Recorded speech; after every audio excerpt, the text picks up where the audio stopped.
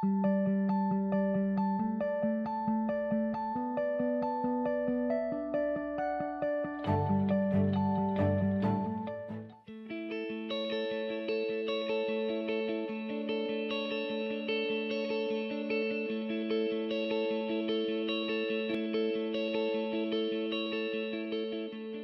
ele falou que nós que estamos com a mão na obra, nós temos ao mesmo tempo que temos uma satisfação, temos uma insatisfação. Estamos eternamente insatisfeitos. E eu entendi o que ele estava falando, acho que vocês também, né? Eternamente inquietos, porque sempre tem algo mais que precisa ser feito, que pode ser feito, e as demandas são gigantescas. E a gente sempre quer mais e quer mais e quer mais, fazer mais para o reino, né? Eu pensei, é isso mesmo, acho que me identifiquei com isso, ao mesmo tempo também pensei, ao mesmo tempo que eu quero mais e quero fazer mais, o meu corpo tem limites, a minha mente tem limites, e eu não consigo acompanhar nem sempre o ritmo do que eu gostaria de fazer, né? Do que a minha mente pensa.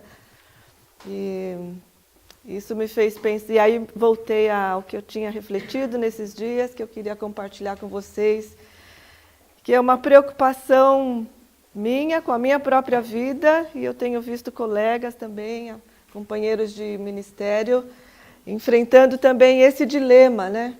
Como conciliar as demandas enormes do dia a dia com uma vida equilibrada, saudável, sem adoecer diante de demandas tão grandes e diante de situações limites, muitas vezes, o tempo, né? Às vezes frequentes. Como não adoecer, como ficar saudáveis e como saber aquilo que precisamos realmente fazer e aquilo que não podemos fazer. E eu tenho ficado bastante preocupada em ver muita gente, inclusive na nossa própria igreja, cada vez mais cansada, exaurida, ansiosa, preocupada. E ansiedade, desse quadro todo, acho que a ansiedade é um dos quadros mais preocupantes. Eu estava lendo, minha irmã, aliás, comprou um livro esses dias sobre ansiedade. Ela viu na internet, comprou, estava lendo lá, porque ela dizia, eu preciso ler esse livro. E aí ela fez um teste comigo e eu com ela, né? Estava lá algumas perguntas para saber se você é uma pessoa muito ansiosa. Só uma pequena reflexão antes da gente ler o texto bíblico. E umas perguntas para você. Você costuma acordar cansado? Com sono? No horário de verão? Onde que eu anotei as minhas perguntas? Você sofre por antecipação?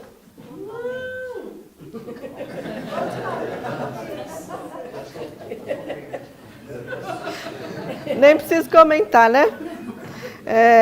Você não tolera trabalhar com gente lenta?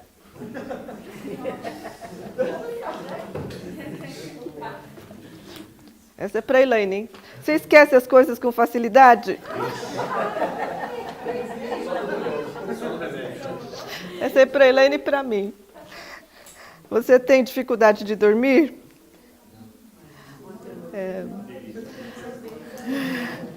Essa não. Mas esses são alguns dos sintomas de ansiedade, né? E esse livro dizia que tem agora, e a ansiedade cria uma série de transtornos, né? Cada vez mais pessoas com transtornos de ansiedade, transtornos de depressão, depressão bipolar, bom, essas são mais graves, e esse livro mencionava de uma outra síndrome que está se desenvolvendo agora, estão estudando, esse psiquiatra está estudando, que é a síndrome do pensamento acelerado. Ele diz que pensar em excesso, trabalhar em excesso, ter compromisso em excesso, isso é como você manter uma máquina funcionando em alta rotação por muito tempo. Uma hora ela vai pifar, né? E que nós vivemos numa sociedade em que o ritmo é cada vez mais acelerado, as pessoas estão cada vez mais aceleradas, cada vez mais agitadas, desde crianças até, né, todas as idades. E isso gera muito mal para a nossa saúde mental, física e espiritual. E eu tenho me observado, porque eu tenho a tendência a ser assim, eu ando rápido, eu falo rápido, eu tenho dificuldade de trabalhar com pessoas lentas, porque eu me encaixo nesse quadro. E aí eu fiquei assustada, eu tenho ficado assustada em ver, né? Outro dia um pastor do nosso concílio ficou 6 meses afastado por burnout, né? Teve um burnout. 6 meses parado, para tudo. Burnout, teve um esgotamento, né? Síndrome de burnout, né? Um esgotamento total, estafa. Né? Outro dia também uma moça que convivo também bem de perto, teve uma crise, parecia que ia ter um infarto. Quase foi para o pronto-socorro, mas melhorou. Depois começou a fazer exame de coração porque achava que estava com problema de coração, porque taquicardia, sintoma realmente de que vai ter um infarto. Mas não deu nada e o médico falou, isso é crise de ansiedade. Né? Insatisfeita com o trabalho, prestando concurso, há 1 ano e meio não passa, porque tem, às vezes, 10 vagas para 30 mil candidatos, é pior que vestibular. Então, uma ansiedade extrema, e essa geração, né, chamada geração Y, pessoal que nasceu de 90 para cá, né, Samara? É a geração da ansiedade, né? Porque eu tenho que chegar rápido lá no topo, eu tenho que ganhar bem, eu tenho que conseguir logo, né, melhor cargo na empresa.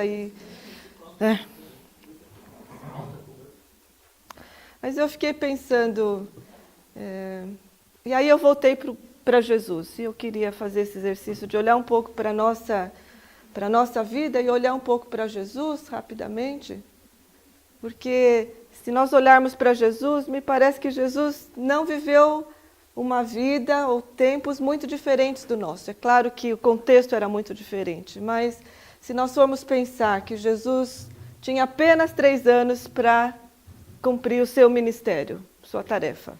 Ele esperou 30 anos para depois ter 3 anos de ministério. E Jesus também enfrentou situações muito difíceis. Imagine Jesus também lidando com as demandas todos os dias. Ele também trabalhou muito, intensamente. Se nós temos uma agenda pesada, imagine as demandas sobre Jesus. Mas tem uma palavra, e ele também viveu um contexto político, social, econômico muito tenso também.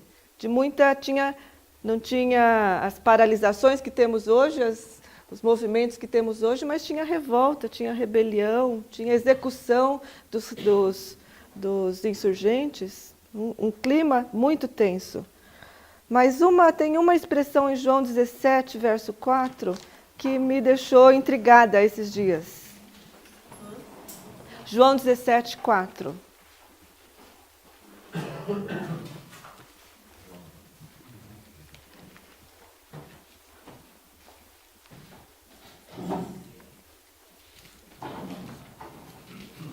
Quem achou poderia ler para nós? João 17, 4. Eu te glorificarei na terra, completando a obra em mim, veio para fazer. Pode ler? Isto. Pode ler mais uma vez? Eu te glorificarei na terra, completando a obra que te deste para fazer. Tá. Tem uma outra versão que diz no passado, né? Que a minha está na linguagem de hoje, sim. Eu te glorificarei na terra, completando a obra que me deste para fazer.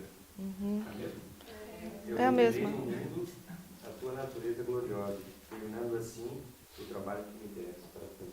Uhum. Isto. A minha diz no passado, eu revelei no mundo a tua glória, completando a obra que me deste para realizar. Jesus curou todos os doentes que ele viu? Jesus curou muitos doentes, mas ele não curou todos os doentes. Jesus expulsou todos os demônios das pessoas oprimidas? Também não. Jesus andou por todas as cidades, né? Mas ele não pôde curar a todos, não restaurou a vista a todos os cegos, mas ele diz: eu completei a obra que tu me deste para fazer. Eu completei a obra mesmo que eu não fiz tudo, mas eu completei a obra que tu me deste para fazer. Eu gostaria de chegar no final do meu ministério, da minha vida, e poder dizer isto também. Eu completei, Senhor, a obra que tu me deste para fazer. Mas eu confesso que nem sempre eu tenho absoluta certeza de que eu estou fazendo exatamente o que Deus me pediu para fazer. Ou se eu estou fazendo a mais do que Ele mesmo está me pedindo para fazer. E daí, quando eu me vejo muito cansada, estressada, aí eu penso, será que estou fazendo a mais do que Deus está me pedindo? E a segunda pergunta é, como é que Jesus chegou a essa certeza? Da onde vinha essa tranquilidade, essa certeza de Jesus? Eu completei a obra que me deste para fazer. Da onde vinha isso? De onde brotava isso? O que vocês acham? Sintonia com a vontade de Deus. Uhum. Da aprovação, sim. E como era essa? E como ele chegava a essa sintonia? O relacionamento com o Pai. Uhum. E que era nutrido na sua vida de oração. Só mais um texto que eu queria ler, Lucas, que para mim é fala muito. Lucas 4, verso 42.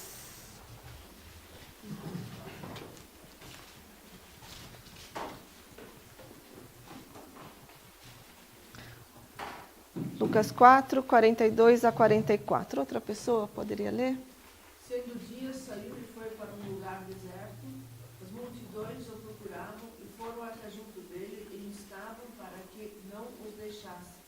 Ele, porém, lhes disse: é necessário que eu anuncie o evangelho do reino de Deus também às outras cidades, pois para isso é que fui enviado. E pregava nas sinagogas da Judéia. Uhum. Então imagine, logo de manhã, a multidão já batendo na porta. Né? Logo de manhã. E diz aqui que eles insistiam e não queriam deixá-lo ir embora. Né? Jesus fica aqui, Jesus tem muito doente aqui, Jesus tem muita necessidade aqui, E aí o que Jesus lhes diz? Eu preciso também anunciar em outras cidades. E ele foi para outra cidade. Então aqui claramente eu vejo Jesus não se deixa levar pela expectativa das pessoas, pela pressão da demanda, porque havia em todo lugar. Mas eu preciso ir para outro lugar. Aqui tem muita necessidade, mas lá também eu preciso pregar a palavra do Pai lá. Então me parece que, e antes disso, Jesus saiu da cidade e foi para um lugar deserto. Outra passagem também, um pouquinho para frente, Lucas 5, verso 15 e 16.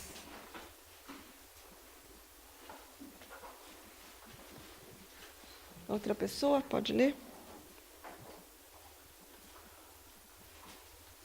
Porém, a sua fama se propagava ainda mais, e ajuntava-se muita gente para o ouvir e para ser por ele curado das suas enfermidades.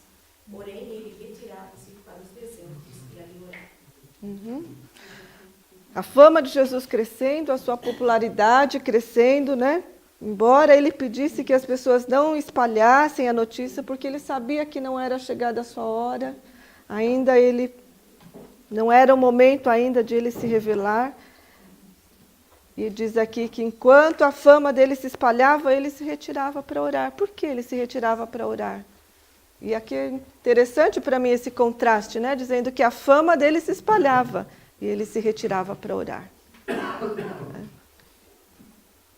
Porque para mim, o deserto e o lugar da oração era o lugar onde Jesus também lidava com as suas tentações, né? As tentações lá do início do seu ministério, as tentações lá de ser relevante, né? Transformar as pedras em pão, de ser popular, de ser aplaudido por todos, de ser poderoso, né? Atira-te aqui do pináculo e todos os, né?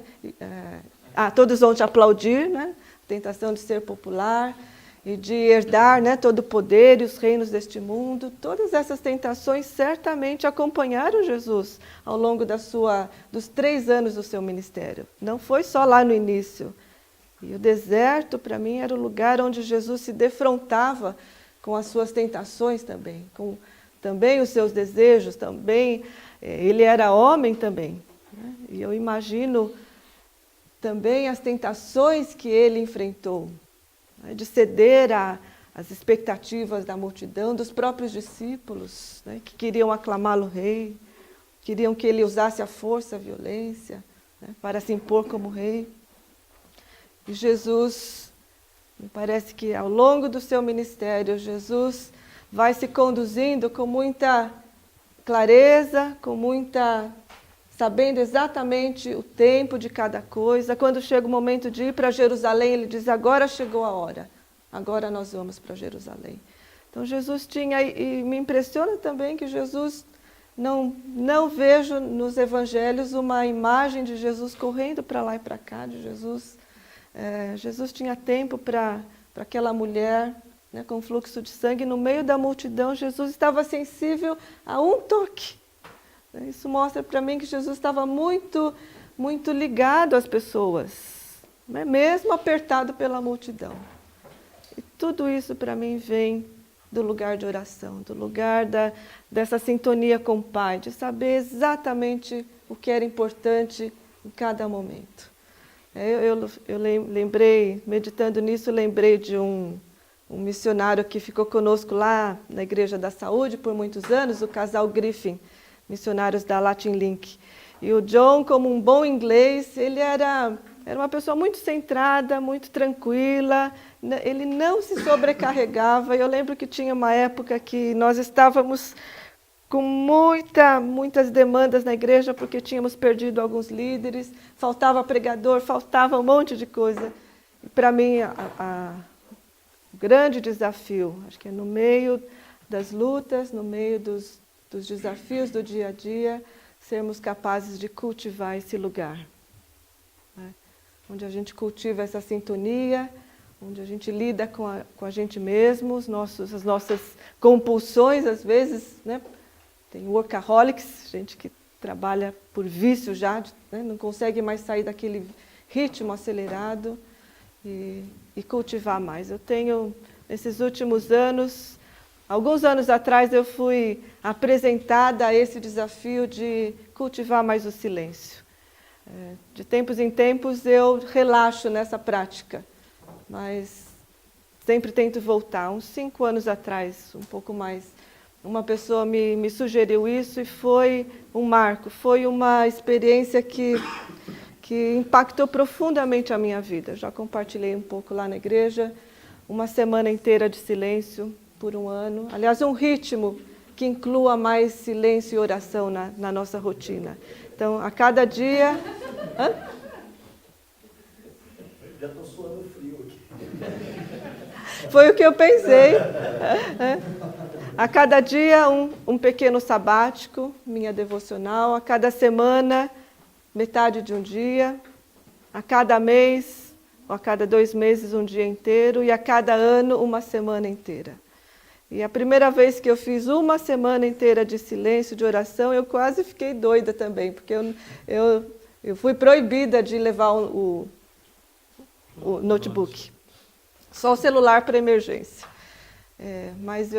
Mas foi a experiência mais impactante que eu tive na minha vida espiritual. De parar por uma semana inteira, com o apoio de um mentor, né, de uma pessoa que foi acompanhando ao longo da semana. E foi tão impactante porque começou a vir lá de dentro, né? Muitas questões que eu comecei a descobrir por que eu corria tanto. Né?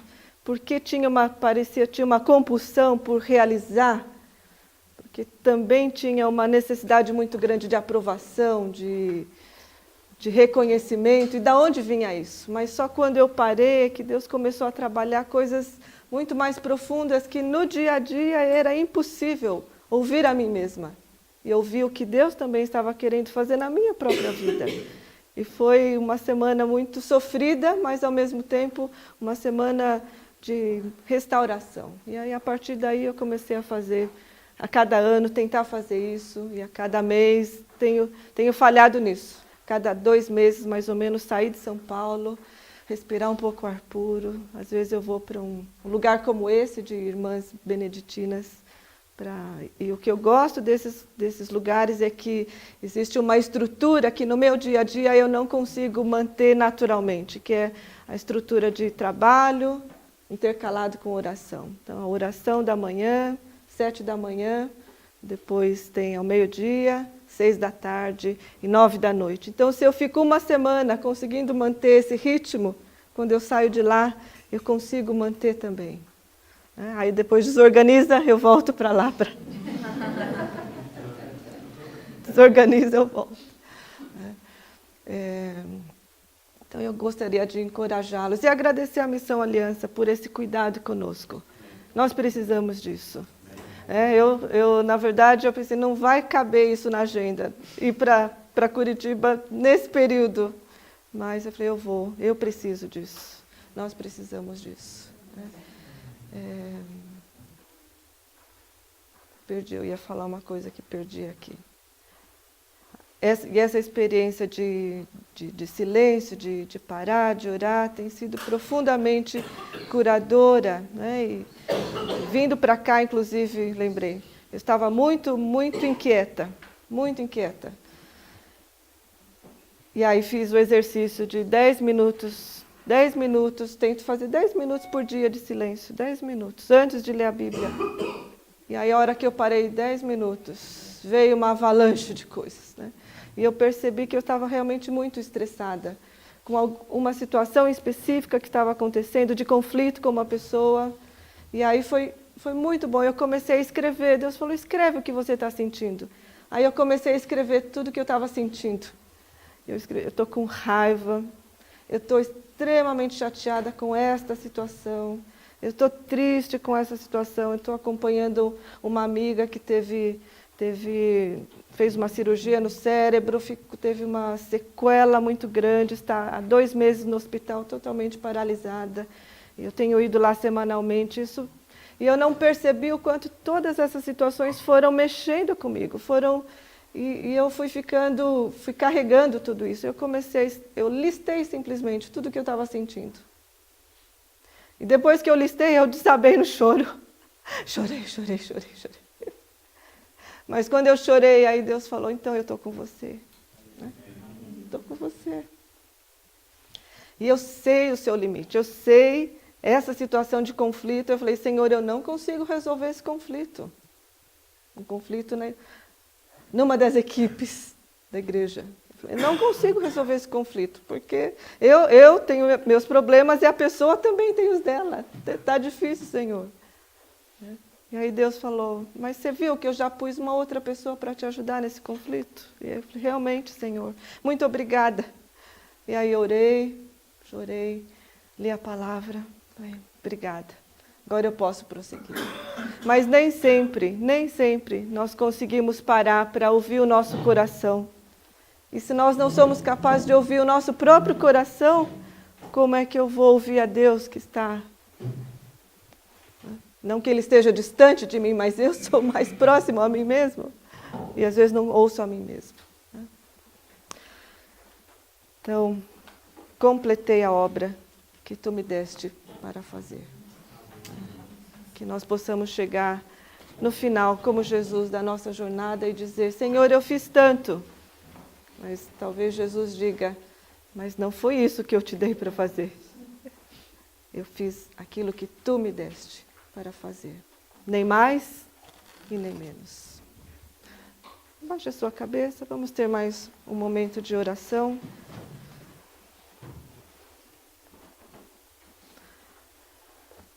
Senhor, nós precisamos da Tua ajuda, Senhor, para aprendermos a nos mover, Senhor, no nosso mundo e nesse contexto, Senhor, que nos pressiona o tempo todo.